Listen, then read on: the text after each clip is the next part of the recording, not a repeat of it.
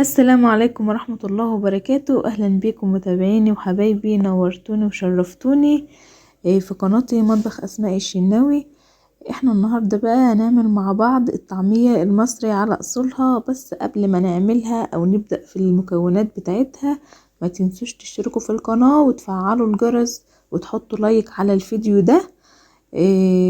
ندخل بقى على المقادير او المكونات بتاعتنا. النهاردة هي عبارة عن نص كيلو من الفول المجروش، وربطة من المصري، يعني هو زي البصل كده بس اسمه مصري، اللي هو الاخضر اللي معانا ده.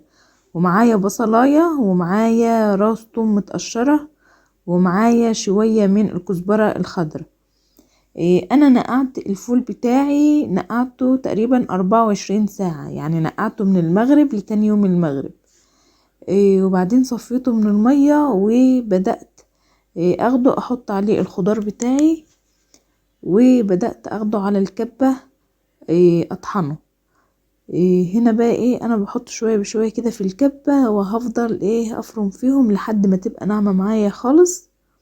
شايفين اصلا لونها خضر خالص، يعني مش بيضة زي اللي بنشتريها من المحلات، بيكون لونها ابيض خالص، يعني مبيكونش فيها اي خضرة. اهي انا بفرم شوية بالكبة، وبعدين اديلها تقليبة كده عشان لو في فول في ارضية الكبة ولا حاجة، اكون يعني متأكدة ان كله بيتفرم معايا.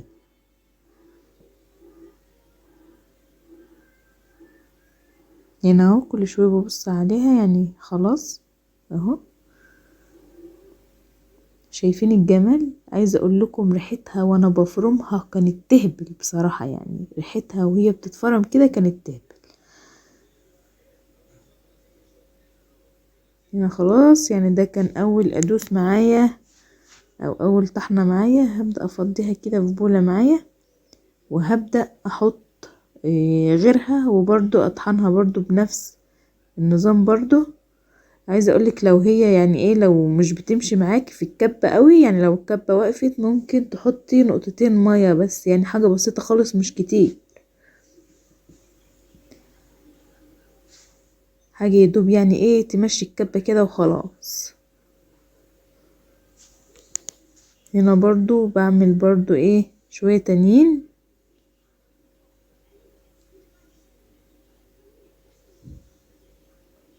عايزه اقول لكم يعني نص كيلو الفول ده ما شاء الله عمل معايا كميه كويسه في الاخر.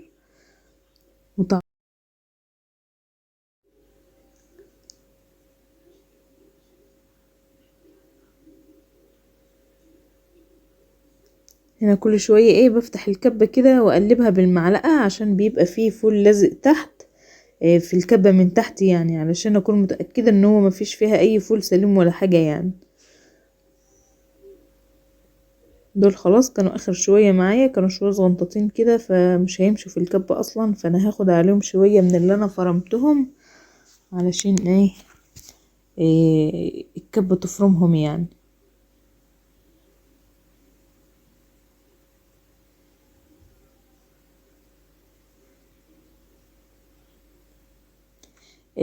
يعني الطعمية بتاعتي دي انا اديتها وشين في الكبة، يعني انا ضربتها مرة ورجعت ضربتها كمان مرة، يعني لما خلصت الكمية كلها رجعت اديتها كمان ضربة علشان تبقى ناعمة معايا خالص. اهي ده كان شكلها. انا هنا تقريبا خلاص كنت خلصت، واديتها الفرمة التانية اللي انا بقول لكم عليها. مهم. شايفين الجمال؟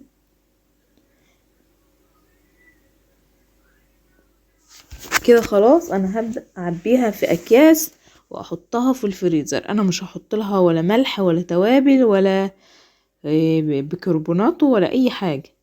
انا احطها كده يعني الكيس اللي هطلعه علشان احمره، هبقى احط عليه الملح بتاعه والتوابل بتاعته، واحط عليه البيكربونات بتاعته علشان يعني تبقى في ساعتها كده، علشان ما ينفعش ان انا اعينها بالحاجات دي.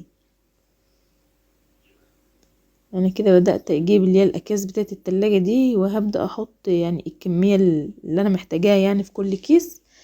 هي عملت معايا 6 اكياس. وغير ايه انا عملت يعني سبت حتة تانية كده انا حمرتها، يعني تعتبر عملت معايا 7 اكلات.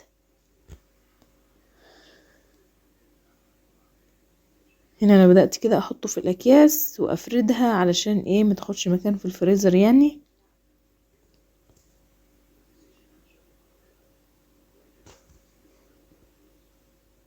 جربوها مش هتندموا، ريحتها تهبل بجد وطعمها حلو قوي، طعم الخضار باين فيها، يعني اللي احنا بنشتريها يعني ما بيبقاش باين فيها طعم الخضار خالص، يعني تقريبا ما بيكونوش حاطين فيها او حاطين كمية قليلة، ما مش عارفة.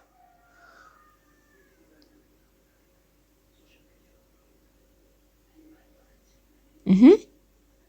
ده اللي انا بقول لكم عليه، ده كان شكلهم. انا عملت 6 اكياس، والشوية دول انا سبتهم احمرهم معاكم دلوقتي علشان تشوفوا الجمال بقى. هنا بقى انا جيت على النار، حطيت يعني حاجة صغننة كده علشان يبقى الزيت فيها ملموم شوية. وانا حطيت فيها زيت كتير شوية يعني، وهبدأ اجيب الطعمية بتاعتي، احط عليها ملح واحط عليها كزبرة واحط عليها شوية صغننين خالص من الفلفل الاسود، واحط عليها كمان رشة من البيكربوناتو، يعني مش رشة، يعني حاجة بسيطة خالص بين صوابعي كده يعني. دي كزبرة ناشفة.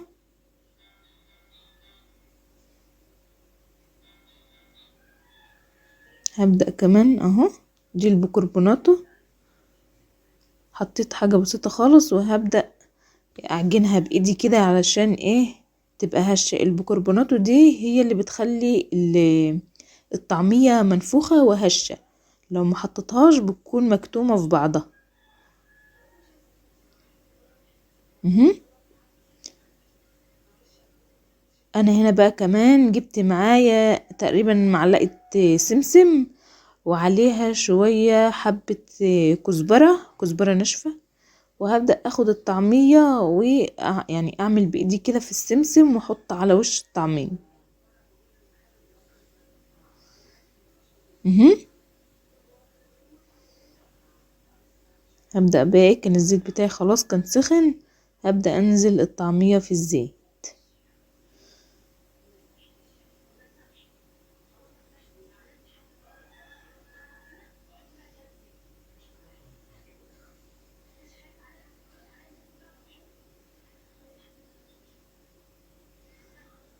شايفين الجمال؟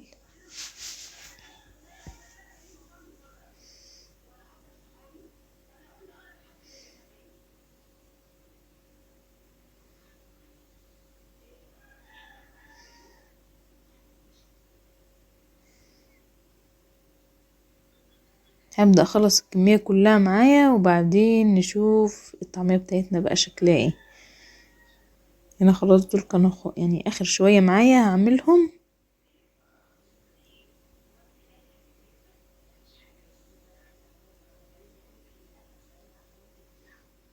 سهلة جدا، قلنا المكونات رابطة من المصري، الكرات المصري، ونص كيلو من الفول المدشوش، ومعانا بصلاية وراس توم متقشرة، وهنحطهم فوق بعض ونضربهم في الكبة، بس بعد ما ننقع الفول 24 ساعة. الفول طبعا كل شوية نغير عليه المية بتاعته، يعني طول ما انا نقعاه كل شوية كنت بغير عليه المية. شايفين شكل الطعمية منفوخة ازاي، هشة ازاي؟ هنا خلاص هبدأ اطلعها، وكده يبقى خلص فيديو النهاردة. باي.